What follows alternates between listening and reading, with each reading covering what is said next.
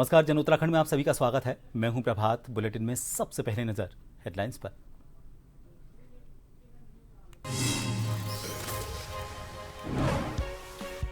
उत्तराखंड राजभवन में वसंतोत्सव 2025 का आगाज। राज्यपाल गुरमीत सिंह ने की शिरकत। 3 दिवसीय कार्यक्रम में पुष्प प्रदर्शनी और प्रतियोगिता का आयोजन।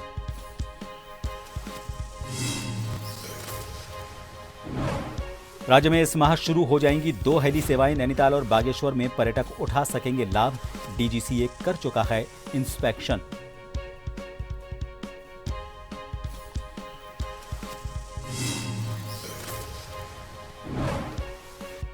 होली के त्योहार के मद्देनजर कॉर्बेट नेशनल पार्क प्रशासन ने सुरक्षा को लेकर उठाए सख्त कदम। शिकारियों और वन्यजीव तस्करों पर रहेगी पैनी नजर। 13 और 14 मार्च को नाइट से भी किया रद्द।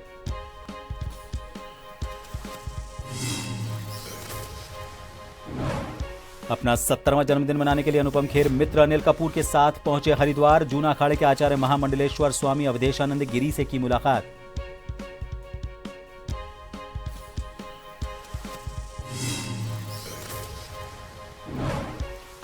और बद्रीनाथ धाम में जमकर बर्फबारी। 3 फीट बिछी हुई है चादर। कर्णप्रयाग और गौचर के बीच में मालवा आने के चलते मार्ग हुआ अवरुद्ध।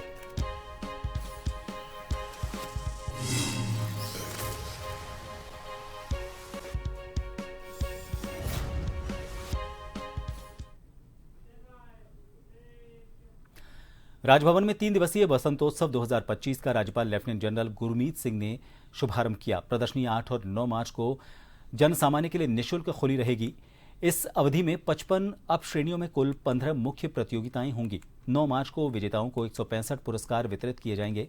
राज्यपाल के निर्देशन में इस वर्ष वसंतोत्सव में नई पहल की जा रही है। उत्तराखंड तकनीकी विश्वविद्यालय इस आयोजन में आगंतुकों की गणना एआई एप्लीकेशन के माध्यम से करेगा।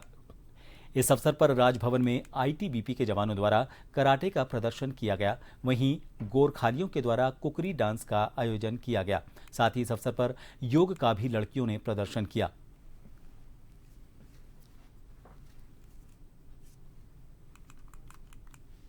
कुछ अत्यंत प्रसन्नता हो रही है कि आज वसंत उत्सव 2025 का, और वो भी जब हमारे 25 साल उत्तराखंड ने पूरे किए हैं, सिल्वर जुबली मना रहे हैं, तो आज इस वसंत उत्सव के अंदर में पूरा ऐसा लगता है कि पूरा संसार यहाँ पर आया है। ये जो प्रभु ने हमको आशीर्वाद दिया है प्राकृतिक सुंदरता का और एक सांस्कृतिक विरासत का, ये सचमुच अपने आप से बिल्कुल अलग है, अद्वितीय है।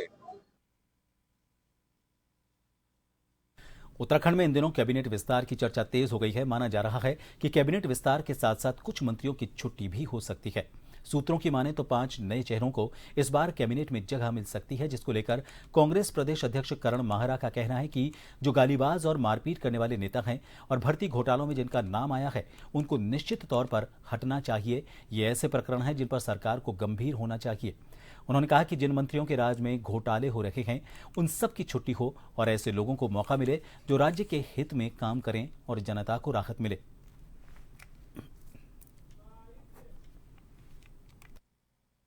निश्चित ही जो गालीबाज नेता हैं, मारपीट वाले नेता हैं या भर्ती घोटालों में जिनका नाम आए हैं, उनको हटना चाहिए। भ्रष्टाचारी नेता भी हैं। टेक होम राशन वाले की जो स्थिति हुई है, जो मैंने आपको बताया, कुपोषित बच्चों की संख्या 2.5% बढ़ गई है और 430 करोड़ रुपया बड़ी रकम होती है इस छोटे से राज्य के लिए, वो खर्च की गई। उसके बाद भी कुपोषित बच्चों की संख्या बढ़ रही है। टेक होम राशन की क्या स्थिति रही आपको पता है। नमक की खरीद में 6 महीने लग गए, जो एक आयोडीन युक्त नमक है।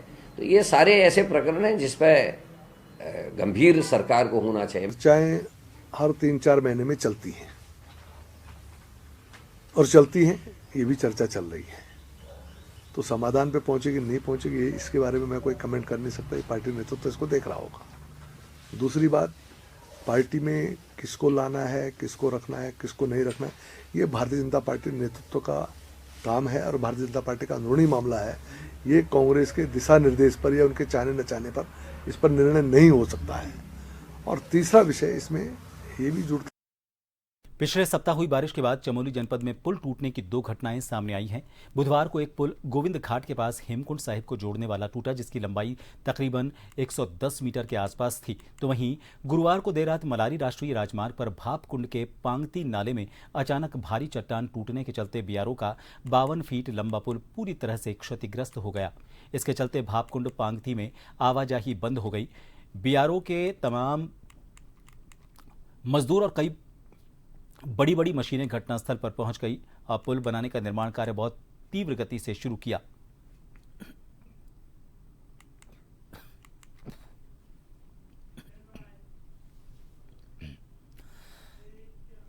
नारसन ब्लॉक के गांव नत्थूखेड़ी का आज एएसडीएम प्रेम लाल ने निरीक्षण किया। लोगों ने उनके समक्ष अपनी समस्याएं रखी। एएसडीएम ने कहा कि ग्रामीणों की सभी समस्याओं का जल्द ही निवारण किया जाएगा।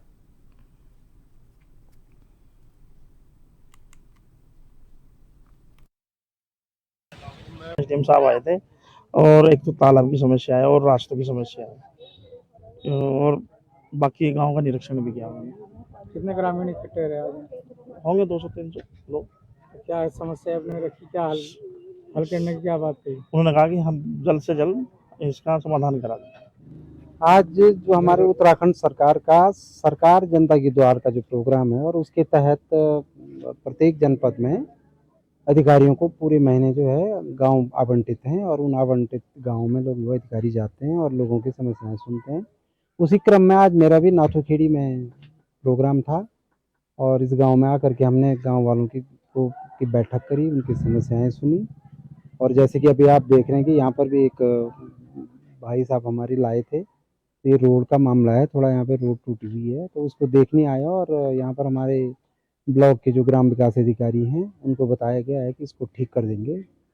ऐसी ही जो है तमाम समस्याएं थी लोगों की, स्कूल की साफ सफाई को लेकर के भी थी और जोहड़ नहीं है यहाँ पर, सरकारी ज़मीन सरकारी जोहड़ नहीं है उस पर भी बात हुई। तो ये वाला प्रोग्राम आज यहाँ पर था। उत्तराखंड सरकार द्वारा लागू यूसीसी और रजिस्ट्री को पेपरलेस किए जाने और ऑनलाइन शादी, वसीयत आदि किए जाने की प्रक्रिया में अधिवक्ताओं को इन कामों से बाहर किया जा रहा है, जिसको लेकर आज डोईवाला परवादून बार एसोसिएशन के अधिवक्ताओं ने रजिस्ट्रार, तहसील, उप जिलाधिकारी और राजस्व विभाग के कामों और राजस्व न्यायालयों के न्यायिक कार्यों से खुद को वितरत रखते हुए डोईवाला उप जिलाधिकारी के माध्यम से मुख्यमंत्री को ज्ञापन सौंपा और अधिवक्ता हितों में मांग करते हुए कहा कि अधिवक्ता समाज इन निर्णयों से प्रभावित हुआ है, जिस कारण अधिवक्ताओं में भारी आक्रोश है।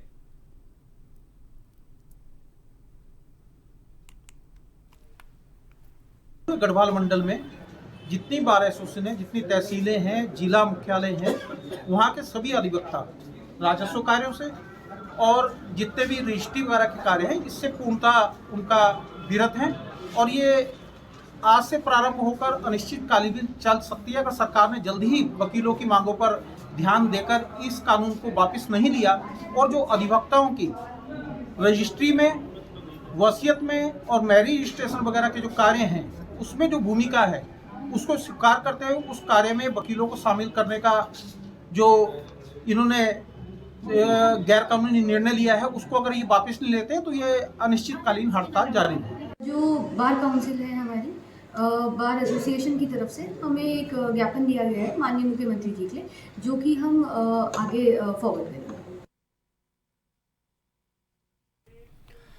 कैबिनेट मंत्री प्रेमचंद अग्रवाल के बयान ने उत्तराखंड सहित राजनीति में भी भारी हलचल मचाई हुई है। कोटद्वार दौरे पर रहे गढ़वाल सांसद अनिल बलूनी ने कैबिनेट मंत्री प्रेमचंद अग्रवाल के मामले में कहा कि यह विषय बहुत दुर्भाग्यपूर्ण और पीड़ादायक रहा है।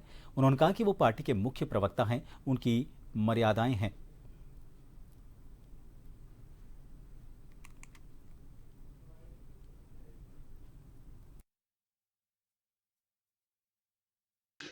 और दुर्भाग्यपूर्ण रहा है विषय। आप सब लोगों को पता है पार्टी का मुख्य प्रवक्ता हूँ, मेरी मर्यादाएं हैं हर सब चीज़ को लेकर, लेकिन मेरे लिए एक फोरम है उचित फोरम बोलने के लिए और मैंने उचित फोरम में अपने कर्तव्यों का और अपने दायित्वों का प्रबलता के साथ और सशक्तता के साथ निर्वहन किया है। बाकी आप सब लोग समझते हैं। यूसीसी के तहत सरकार द्वारा निकाले गए नए कानून के अंतर्गत 2010 के बाद सभी शादीशुदा दंपति को अपने मैरिज का रजिस्ट्रेशन करवाना अनिवार्य है। मैरिज का रजिस्ट्रेशन ऑनलाइन प्रक्रिया के माध्यम से कराया जा सकता है। तो वहीं इसी के तहत आज डोईवाला तहसील में तहसील कर्मचारियों और अन्य कर्मचारियों के लिए मैरिज रजिस्ट्रेशन कैंप का आयोजन किया गया। इसमें कर्मचारियों ने अपने जरूरी दस्तावेजों के साथ पहुंचकर मैरिज का रजिस्ट्रेशन करवाया। उप जिलाधिकारी अपर्णा ढोंडियाल ने बताया कि शासन के दिशा निर्देशों पर सभी कर्मचारियों और दूसरे कर्मचारियों के लिए ये मैरिज रजिस्ट्रेशन कैंप का आयोजन किया गया है।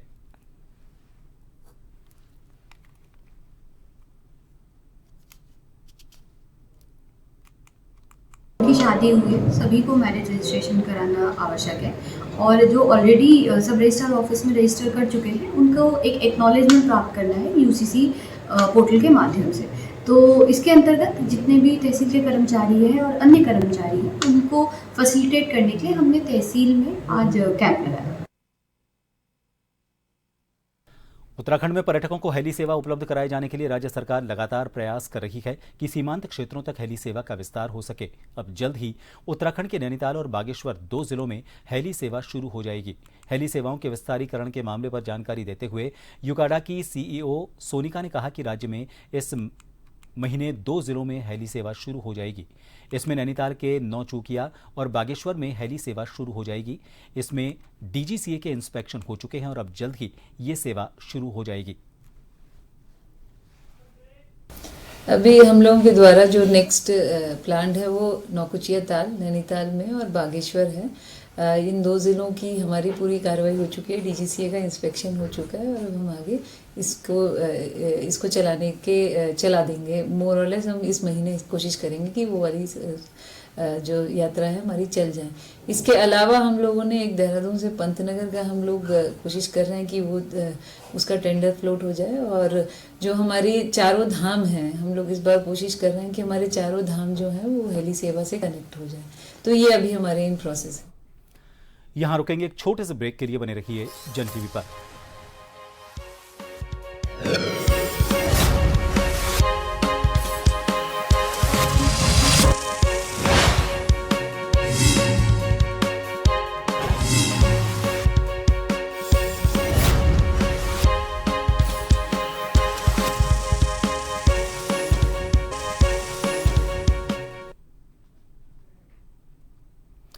ब्रेक के बाद एक बार फिर आप सभी का स्वागत है। पूर्वोत्तर रेलवे इज्जत नगर मंडल प्रबंधक वीणा सिन्हा ने विशेष निरीक्षण यान से लालकुआ रेलवे स्टेशन पहुंचकर निर्माण कार्य का निरीक्षण करते हुए कार्यदायी संस्था को निर्माण कार्य में तेजी लाने के निर्देश दिए। इसके साथ ही संबंधित अधिकारियों को निर्माण में गुणवत्ता बरतने के भी निर्देश दिए। वहीं डीआरएम ने रेलवे क्रॉसिंग, कोचिंग यार्ड समेत कई विकास कार्यों का निरीक्षण किया।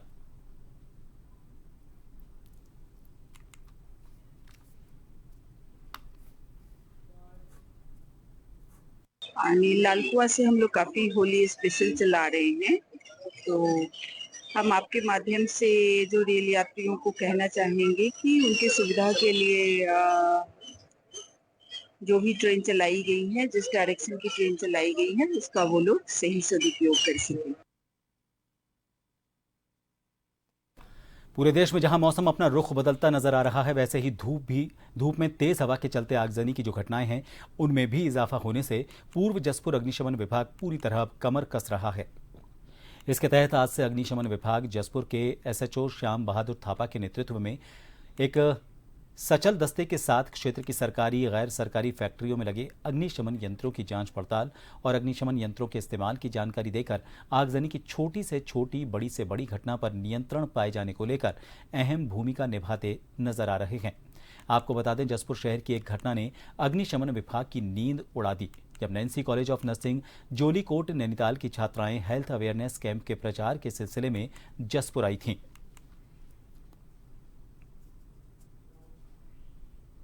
हर रोज अग्निशमन की दुर्घटनाएं आप देखते हैं बढ़ती रहती है, तो इस कारण से हम ये अभियान हमेशा चलाते हैं, ना कि कोई किसी के कहने पर या वैसे। हमारे ये काम है कि हर फैक्ट्री को, हर दुकानों को जा कर देखना कि किसके पास अग्निशमन व्यवस्था अच्छी है या नहीं है। जिसके पास अच्छी होती है तो हम देख के संतुष्ट हो जाते हैं, और जिसके पास अग्निशमन व्यवस्था कुछ ख़राब हो जाती है, उनको जानकारी नहीं होती है तो उनको बताया जाता है। और जैसे इनके कर्मचारी होते हैं, फैक्ट्री कर्मचारी या पब्लिक में कोई भी हो, तो इनको हम सिखाते भी हैं जा के, ताकि मॉक ड्रिल द्वारा इसका उपयोग कैसे किया जाए जो अग्निशमन यंत्र होते हैं। रानीखेत अल्मोड़ा जिले के पर्यटन नगरी रानीखेत विधानसभा क्षेत्र में पीडब्ल्यूडी गेस्ट में हाउस में पूर्व रक्षा राज्य मंत्री सांसद अजय भट्ट का भाजपा कार्यकर्ताओं और पदाधिकारियों ने मुलाकात करते हुए फूल माला पहनाकर पुष्प गुच्छ भेंट कर जोरदार स्वागत किया। पूर्व रक्षा राज्य मंत्री सांसद अजय भट्ट ने भाजपा कार्यकर्ताओं और पदाधिकारियों से केंद्र और राज्य सरकार की योजनाओं का लाभ बूथ स्तर तक पहुंचाने की अपील की, साथ ही संगठन की मजबूती को लेकर चर्चा की। उन्होंने कहा कि यूसीसी उत्तराखंड का पहला राज्य है, भू कानून पूरे देश के हित में है, अन्य राज्य में भी यूसीसी लागू होना चाहिए। अच्छा कानून है, ये उत्तराखंड के हित में है, देश के हित में है। कई राज्य हमसे उसका नमूना मांग रहे हैं। वो दिन भी दूर नहीं है जब पूरे देश में इसकी मांग उठेगी और उठ रही है। लोग अपने अपने राज्यों में इसे लागू करना चाह रहे हैं। इसका मतलब साफ है कि जो हमारी सरकार ने यूसीसी अभी पास किया है हमारी विधानसभा से, वो 100% प्योर, अच्छा, शुद्ध है। उत्तराखंड में मिलावटखोरों की खैर नहीं है। खाद्य सुरक्षा एवं औषधि विभाग ने होली के त्योहार को देखते हुए कड़े कदम उठाए हैं।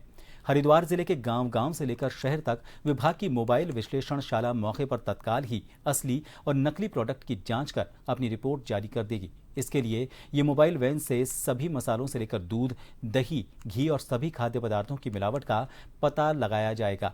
आज जैसे ही खाद्य सुरक्षा और औषधि विभाग की टीम मोबाइल वैन के साथ रुड़की और कलियर पहुंची तो वहां पर मिलावटखोरों में हड़कंप मच गया। मौके पर पहुंची टीम ने अलग अलग दूध, डेयरी और मसालों की दुकानों से सैंपल लेकर उनकी जांच की। विभाग की इस कार्रवाई से लोगों में भी जागरूकता बढ़ी है। खुले मसालों और पैकेट के बंद मसालों के सैंपल लेने के उनकी लैब में जांच की गई।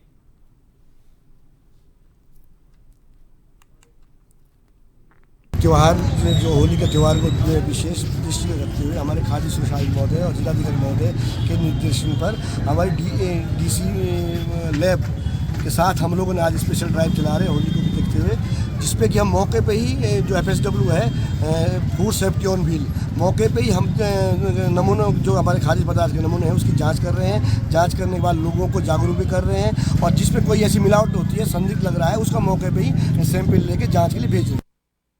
होली के त्योहार को लेकर जहां पूरे देश में उत्साह है, वहीं कॉर्बेट नेशनल पार्क प्रशासन ने इस दौरान सुरक्षा को लेकर सख्त कदम उठाए हैं। कॉर्बेट प्रशासन ने फैसला किया है कि होली के दिन पार्क को सैलानियों के लिए पूरी तरह बंद रखा जाएगा। साथ ही शिकारियों और वन्यजीव तस्करों पर पैनी नजर रखने के लिए विशेष प्रबंध किए गए हैं। विश्व प्रसिद्ध कॉर्बेट नेशनल पार्क, जो अपनी जैव विविधता और वन्यजीव संरक्षण के लिए जाना जाता है, इस बार होली के मौके पर बंद रहेगा। प्रशासन ने सुरक्षा कारणों से 13 और 14 मार्च को नाइट स्टे भी रद्द कर दिया है।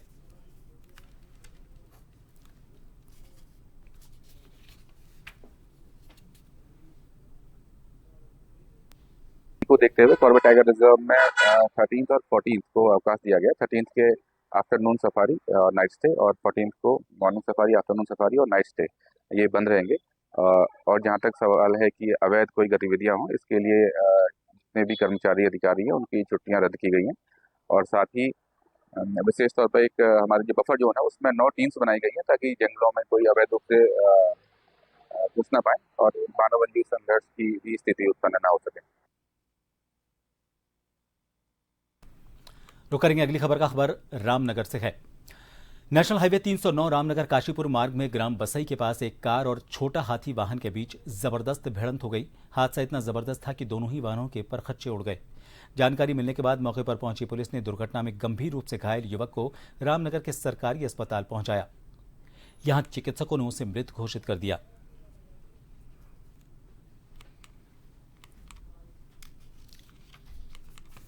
कल एक रामनगर काशीपुर रोड पे एक XUV गाड़ी और छोटे हाथी में टक्कर हो गई, जिसमें XUV सवार चालक की डेथ हो गई है। सबको कब्जे में लेकर पोस्टमार्टम हेतु भिजवा दिया। अनुपम खेर आज अपने 70वें जन्मदिन को मनाने के लिए अपने मित्र अनिल कपूर के साथ हरिद्वार पहुंचे। यहां पर सबसे पहले हरिद्वार के हरिहर आश्रम पहुंचे। यहां उन्होंने जूना अखाड़े के आचार्य महामंडलेश्वर स्वामी अवधेशानंद गिरी से मुलाकात कर उनका आशीर्वाद लिया। इसके बाद उन्होंने गौ पूजा करने के बाद परदेश्वर महादेव पर पूजा की। इस मौके पर उन्होंने अपने आने वाली उत्तराखंड में बनी फिल्म तन्वी द ग्रेट को लेकर भी अपने प्रशंसकों से फिल्म देखने के लिए कहा।